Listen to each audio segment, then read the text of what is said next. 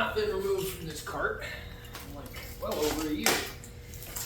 But I figured there's plenty of time to develop a valid use case of, you know, abuse, misuse, and general fuckery with the machine.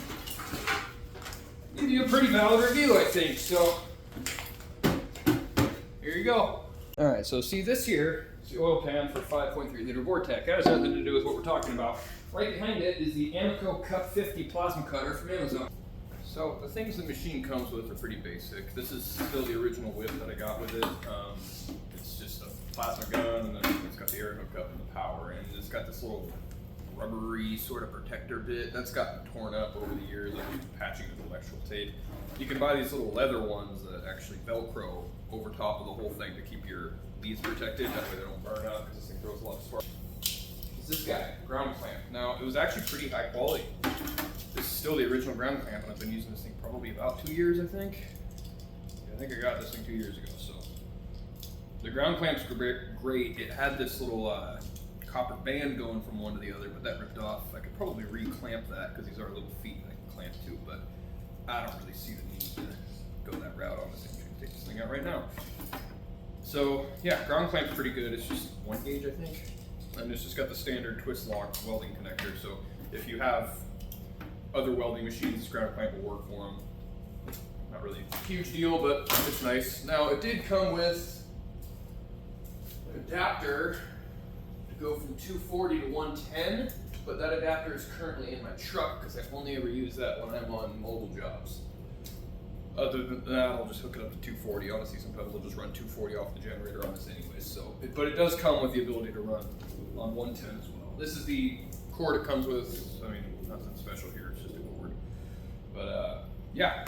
So that's basically everything you're gonna get when you buy the thing. Now I guess we can just talk about the machine itself. So it's got this second gauge on here that's supposed to tell you your PSI coming out of the machine, and you can adjust that with this here.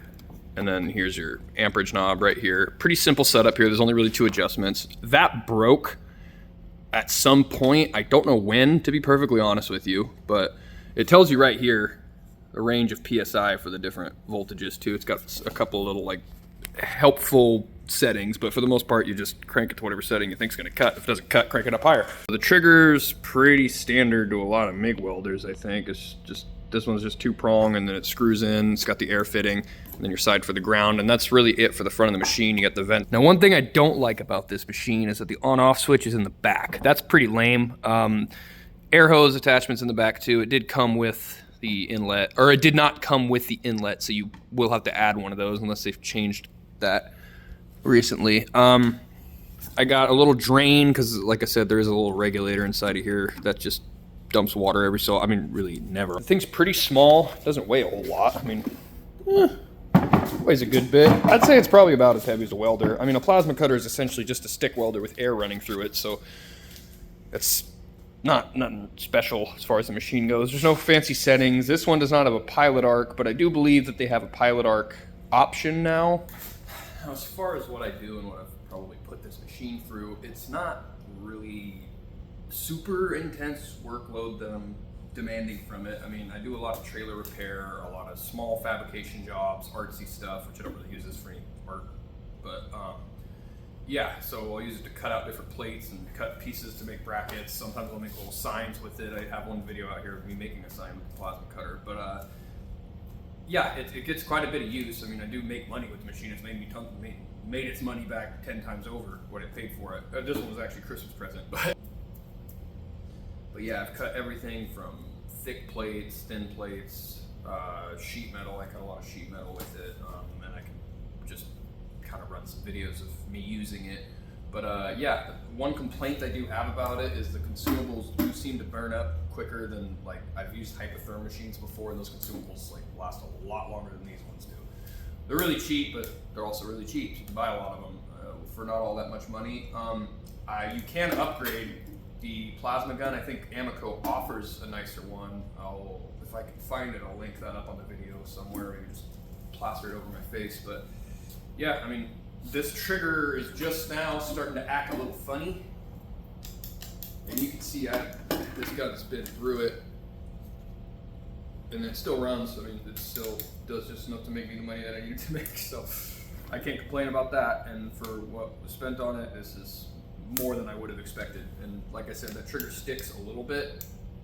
Sometimes I can't really get it to do it right now. Sometimes the trigger will stick and the trigger's starting to malfunction. Now all these parts in here are replaceable. It's just a little switch, but it's oftentimes easier to just replace the whole whip. Like I said, I mean, it's got this protector on it, and I've been kind of keeping up with it as much as I can, just because I'm not going to replace it until it completely stops functioning. So as far as a recommendation, I would absolutely recommend anybody buy this machine just to get themselves a plasma cutter to start working with, just to kind of expand some of the work that you can do. Now, I'm not like a big time manufacturing shop or anything, I'm just some small little welding jobs, but this thing's kicked all of their butts, and it's super portable. It's pretty small, and the case on it is plastic, but the base is metal. Most of this is plastic, but I mean, it's all the internals obviously are copper and iron, but or whatever other silicone, whatever they have in the semiconductors that are inside of here, that's where most of the weight's coming from, not the frame. But anyways, I think it's a great machine, and I'm foreseeing it getting a lot of use in the future. But like I said, the machine itself has not had any problems. It's just the gun is the thing that's starting to wear out now, which is a replaceable part. So I mean, everything's a replaceable part. Depends on how much patience you have, I guess. But pretty much it. I hope you guys enjoyed the video, and I hope this helped you with your decision. Other than that, please like and subscribe if you haven't already, and have a wonderful rest of your day. God